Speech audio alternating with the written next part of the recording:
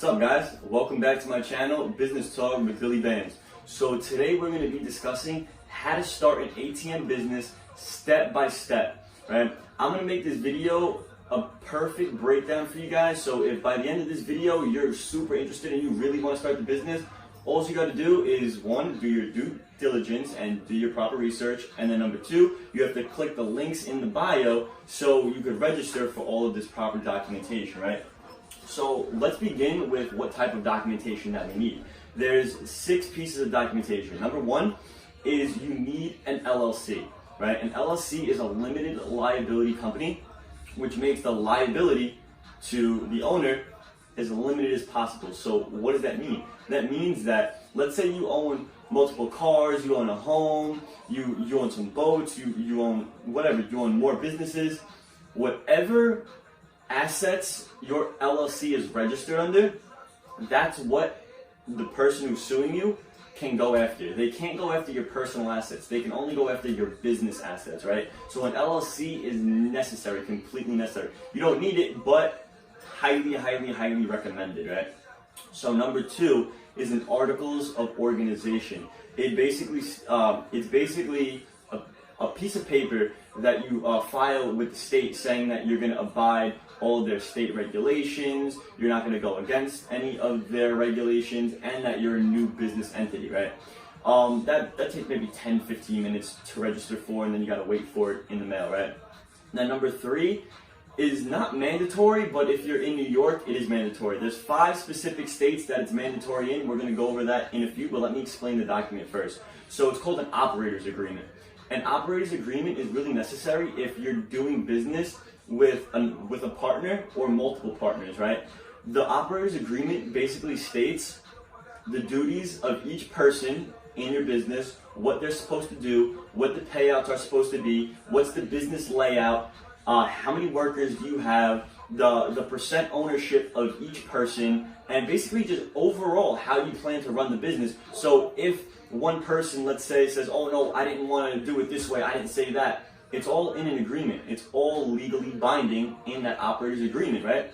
But if you're a sole owner, you're a sole proprietor, you don't really need an operator's agreement because you're not going to disagree with yourself. You know how you want to run the business, right? So that's an operator's agreement.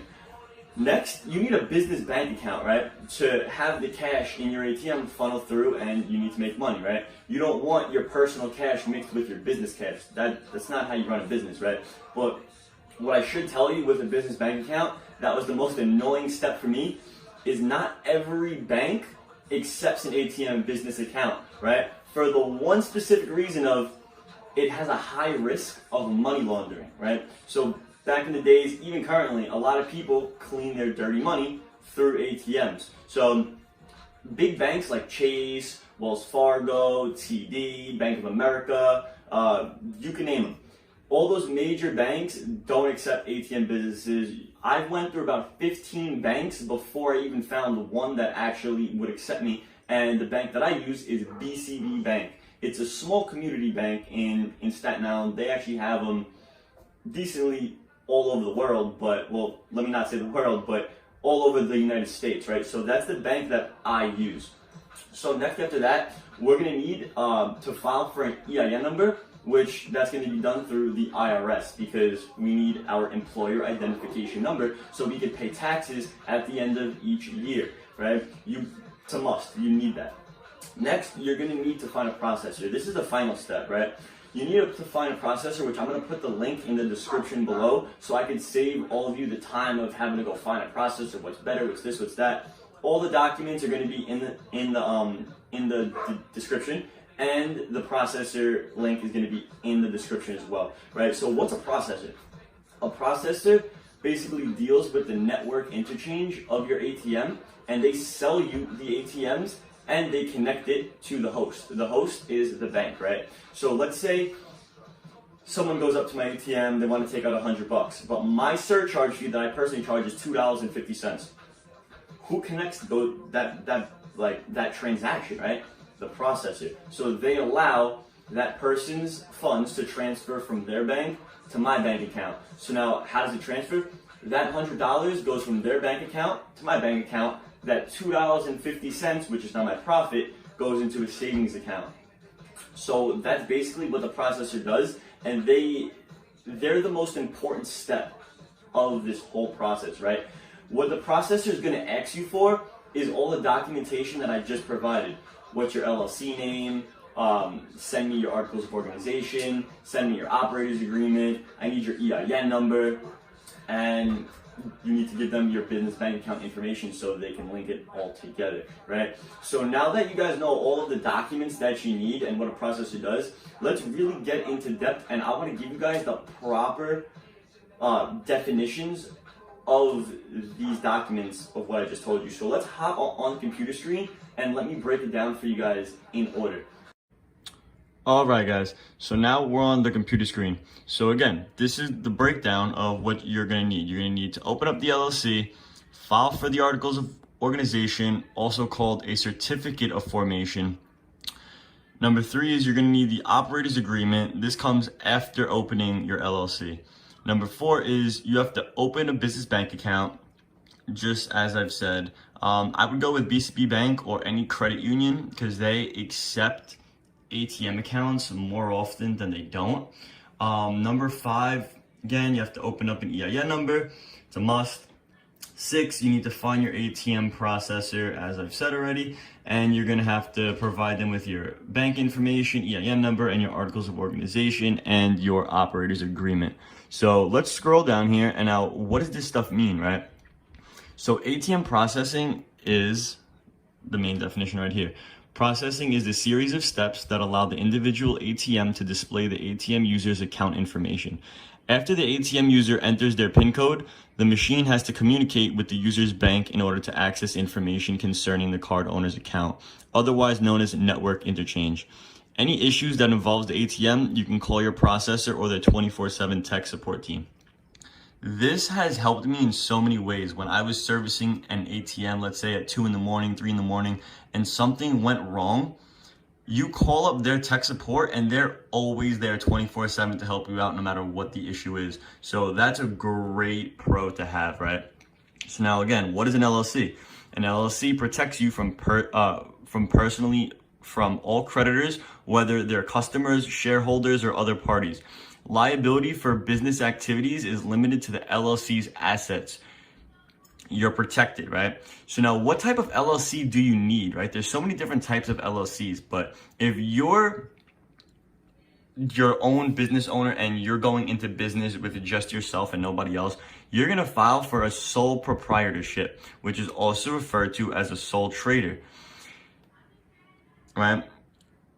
One owner who pays personal income tax on profits earned from the business. A sole proprietorship is the easiest type of business to establish due to the lack of government regulations. So there really are no government regulations when you're opening up your LLC. When you do apply for your articles of organization, that's when you're gonna, this is basically goes over the state to state regulations. So now, what is an articles of organization? The proper definition is an articles of organization are used to establish a limited liability company at state level. Articles of organization also establish the rights, powers, duties, liabilities, and other obligations between each member of an LLC. Filing requirements for the articles of organization may vary slightly from state to state. Now, what is an operating agreement? An operating agreement is really only necessary if the LLC has multiple members. Although an operating agreement is mandatory as per law in only 5 states, which are California, Delaware, Maine, Missouri, and New York. So the overview of what it is a written agreement that makes the details of their business arrangement clear to all the members. It minimizes misunderstandings and disputes. All LLCs with 2 or more members should have an operating agreement.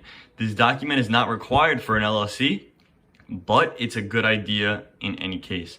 Mandatory if you're in any of these 5 states right here, right? So now the EIN number, very self-explanatory. It's an employer identification number, which you pay taxes with at the end of the year. You file with the IRS. So now an overview is this right here. These are the total documents that you need.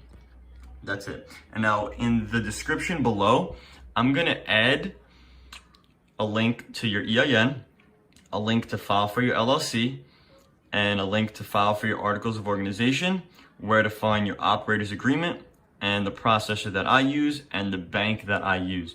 So this is basically everything you need to get started. But before getting started, I would do your own research and make sure that this is a business for you and see all the risk involved, the type of capital that you need to get started, etc. Right? So let me come over to the other screen. Alright guys, so basically that's the overview of the type of documentation that you're going to need to start the business. And to be honest, it's a fairly very simple business to run and to even start.